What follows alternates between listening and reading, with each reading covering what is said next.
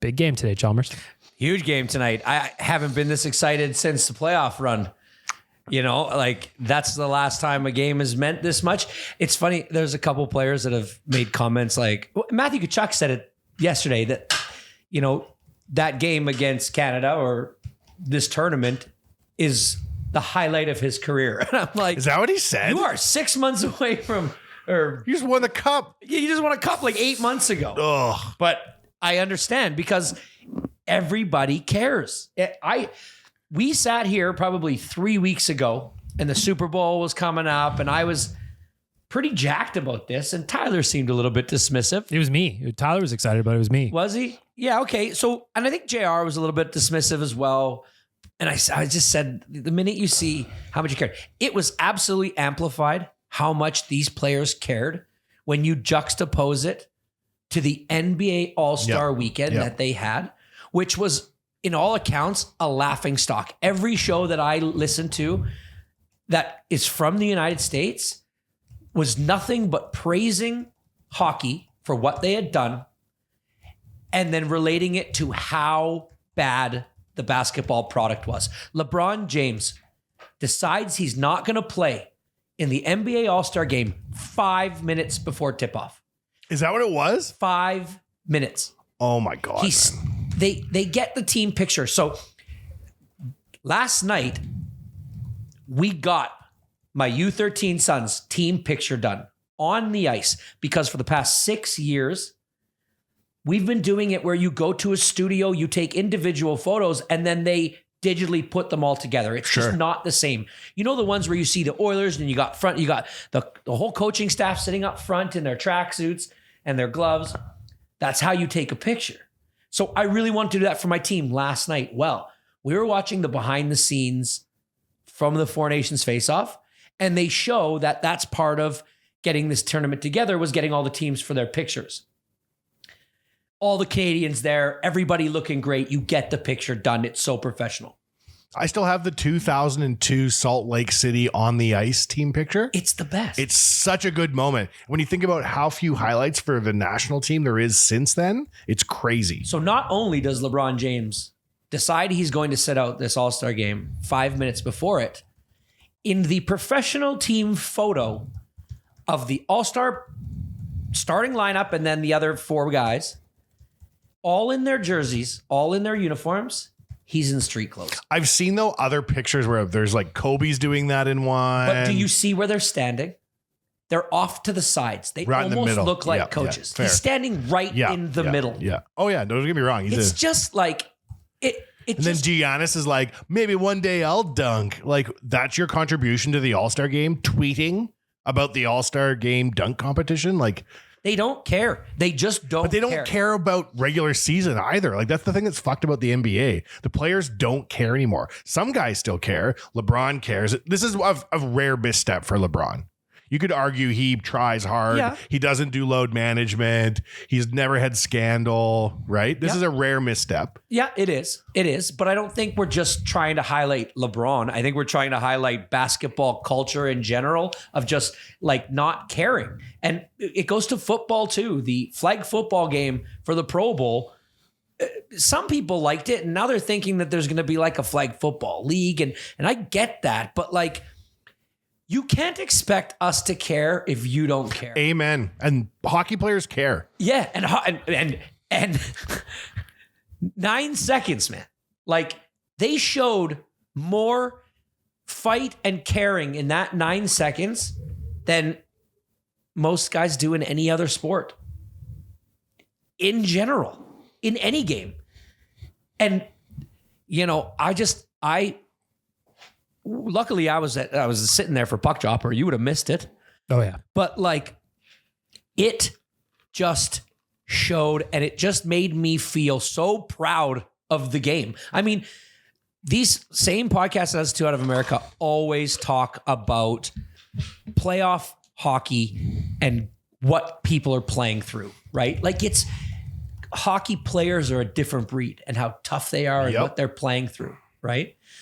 And these guys are going to play tonight in maybe some of their biggest games in 5, 6, 7 years. If you haven't made it to the cup final or you haven't made it to the playoffs, they're going to get thrown right back into regular season hockey. The Oilers are going to play Saturday and Sunday. At a wonderful 11 a.m. And 2 matinees. And they're not load managing. And Matthew Tkachuk, when he was on the bench for that third period against Canada, you saw that it was probably like groin lower body or something. Knowing that he has a whole third to half of the season left, like third of the season, and probably a playoff run, there's no way in hell that man is missing this game. So we're not trying to fix basketball here. I don't know what you do. That's going to take a whole other podcast. It's a whole other thing. But the NHL making this national pride tournament in replace of the All-Star game has hit one of the biggest home runs, I think, in sports in decades. I think the NHL has to come to grips with the fact people like fighting. Like I would try and go and get Endeavor, the parent company, UFC, WWE. I would honestly go and talk to them about some sort of marketing contract of like, how can we market hockey fights? Because they act like it's this crazy thing that it has to be like, no, don't talk about it. And then everyone in the UFC has a solid gold Learjet. Right. Why don't you lead into liking they tried fighting? That. Remember War on the Ice Bag Milk? Like when they actually got like 8 fighters. But that was a pre-UFC era, right? I don't think that hockey fighting can be celebrated any other way than in the moment in a meaningful game, like in a meaningful way. Yeah, because they do that. What's that guy's name from the Thrashers? He does his like traveling roadshow thing still. Not Link Gates, but he was part of those things. Yeah. Which guy from the... Bugard. Was that him? No, the guy, the Danbury Trashers. Oh, the Danbury Trashers, not Thrashers. I thought you said Thrashers. I did say Thrashers. I meant Trashers. Yeah, I don't even remember that guy's name. But they did that. I swear to God, documentary came and went. They did that thing at the River Cree, I think it was, but nobody went. sign a contract with the UFC for marketing. Market the NHL at UFC events and have UFC fighters go to NHL games and sit there and be like, whoa. Look there was a great video that I watched on TikTok a while ago where it was they stuck 2 or 3 UFC fighters on the glass for a hockey game and their commentary on it was awesome. When the NFL guys are up against the glass It's and the you best. hear them talking Do and just this like, shit, whoa, did man. you see it? And there was a fight right in front of 2, I think it was like Philadelphia Eagles guys, and they were like They're jacked. little kids, man. Yeah, They they're were jacked. So We were at Greta on Saturday night for the Canada USA game, and when the fight started, it's like, okay, the first one happens, Brandon Hagel gets in a scrap, and then the second, and then the third, the place was going bananas. Yeah. Lean into this shit. When you're going head to head with the Snooze Fest All-Star game, lead with your best foot. So, and it's no question that fans, the players, it seems like all over everybody loves this, but I cannot imagine that there's not 32. There's 32 hockey teams, right? 32 or 30? Mm-hmm. 32. 32 general managers and assistant general managers that are not sitting there watching those games wishing that they would end as fast as possible. Because to see Charlie McAvoy hit Connor McDavid, I felt a certain type of way. Man. I was mad about it. Amen. I was wasn't mad about happy. There's been injuries. Like, look, we got Shea Theodore who went down first. I don't like this shit, man. Like, it stresses me out watching Connor take shifts for this. Thank God Leon isn't in this. Yeah. And like that. There was a question in the mailbag that was just on Monday at OilersNation.com about, do you think teams will try to prevent, because they announced the World Cup is going to be every other year, so essentially you're going to get best on best every 2 years with the Olympics. Awesome.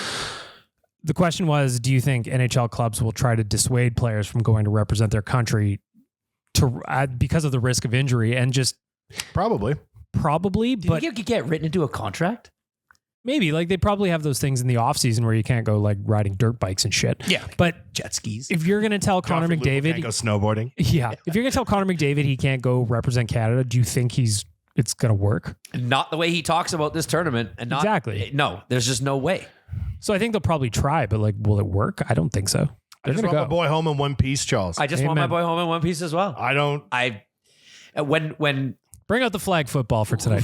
when Sidney Crosby met Granlund in the trolley tracks in the middle of the ice, Yep. I was like, oh, Sid is not going to get up. One of these two may not get up from this because it was like a weird hit, right? Major league hit. And then they both pop up. Sid buries it, and I'm just like, these guys, man. You can't knock Sid off though. He got that dump truck. He's thick. He thick. He's He's a thick boy. He's thick. Mm-hmm. He's a thick boy. But yeah, so leading into tonight, like This couldn't have been written. The script couldn't have been written a better way. Take all the outside noise, all the political shit. I am fully expecting for them to boo our anthem. But that's part of why that game is so meaningful. It is. And you know what? It's cool. I'm not going to say, okay, let me rephrase that. I'm not sitting here thinking to myself, oh, Canada, that's so brutal. You booed the national anthem. I mean, you did it at a time where it was kind of like, why not? Why not? Just do it. But it's going to be fully, either they're going to go one of two ways. They're going to sing our whole thing and almost like. They don't know the words. You want people in Massachusetts to learn the words to "Oh Canada"? The only people to be singing is the plethora of Canadians that are in Boston.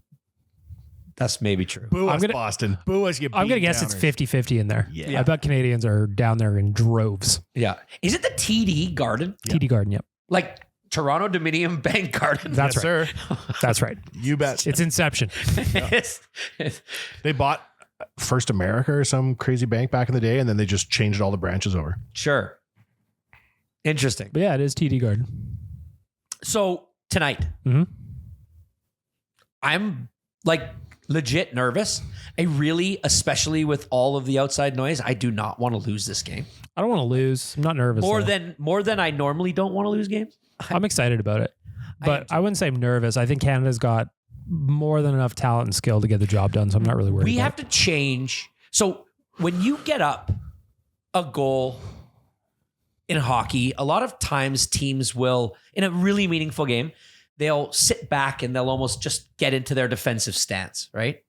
And normally, I don't like to do that. I think it backfires. You allow this team to just keep pressing you. They get better at pressing you. They adapt to the things you're doing. And then, you just can only withstand that onslaught for so long. The Americans did it brilliantly last game. Mm-hmm. They forced us to the outside, and I can count on one hand how many times we actually penetrated the middle of the ice and got a quality shot.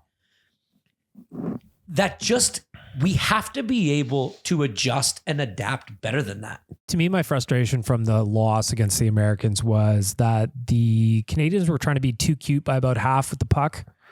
A lot of passes in the middle of the ice that were kind of hopes and prayers. They weren't playing like a greasy, simple game. I get it. When you got that much skill, you just think everything's like an all-star play. But like, I'd like to see a lot more north-south shots on Hellebuck, crash the crease, get greasy, do all the ugly hockey things that work universally. Yeah. Can I ask you a question? Mm-hmm. Do you think Connor McDavid and Jordan Binnington talk at all? Probably. Right. Why wouldn't they? Because they are replaying these games on a loop. I don't know if you've noticed this on Sportsnet.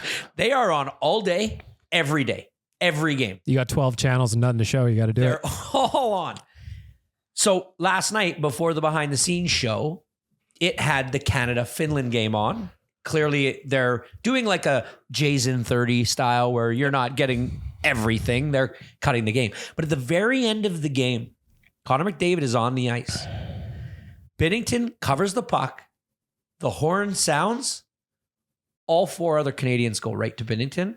Connor skates towards him, cuts to the corner, and then out towards where all the rest of the players are coming from. And I was like he didn't talk to him. Didn't go to him. And I was just, what's that all about, Charles? I don't know. Is there a backstory between Binnington and McDavid that we don't know about? I mean, obviously we play St. Louis a bunch. Maybe they just took our players. Maybe that was the catalyst. I don't know. Binnington's kind of an asshole. Is he? He let 3 goals in a 2-minute span. Like, to almost Connor give the game away. I mean, I don't know. I'd be pretty pissed. Connor has supported everybody in an Oilers jersey in his career, including some real sus characters. It's true. So you must either have beef. I don't know if just the next time that game is on or you see a clip of it and it's at the end, just have a look. Tell me what you think. Because it is glaring in my mind. But man alive. Well, stop some pucks. Maybe Connor won't get mad at you. Stop some pucks. Exactly. Like, I just couldn't believe it when you are sitting there with a minute left and it's 4-3. Like, I just couldn't. Well, even the 2 goals against the Americans were totally stoppable. Yeah. We're going to need a performance out of him tonight. Like, it's just, we're going to need it. Predictions? Empty net. 4-2 win. 4-2 win. Oh my God. Yeah. I can feel it. I was going to go 5-3, but I think it's going to be I don't think it's going to be that high scoring. But yes, 4-2. What do you think, Wanye? Yeah, I would have said 4-2 or 5-3, somewhere in there. I think Canada's going to shake off the loss. And I think it's going to be one of those games where we get up like 3-1 and it's 3-1 for a while. And then in the last 5 minutes of the game, they make it 3-2 and we all have to sit there and bite our nails and pour another stiff Ryan Coke. I'd love and then we seal it with an empty netter. McKinnon. I would love an Eagles situation. No stress, coast to the finish line. 8-1 win. That's just not the way we do it, though. No, it's not. It's just not. But that's what I'd love, though. We couldn't even do it against Finland. We're up 4-1 with 3 minutes left. Mm-hmm. We can't even just coast to that win. What's up, Nation citizens? If you like that video, then you need to be subscribed to the Oilers Nation YouTube. Podcasts, live shows, exclusive interviews, and analysis. Everything you need from your favorite voices at Oilers Nation. And you don't want to miss any of it, so hammer that subscribe button.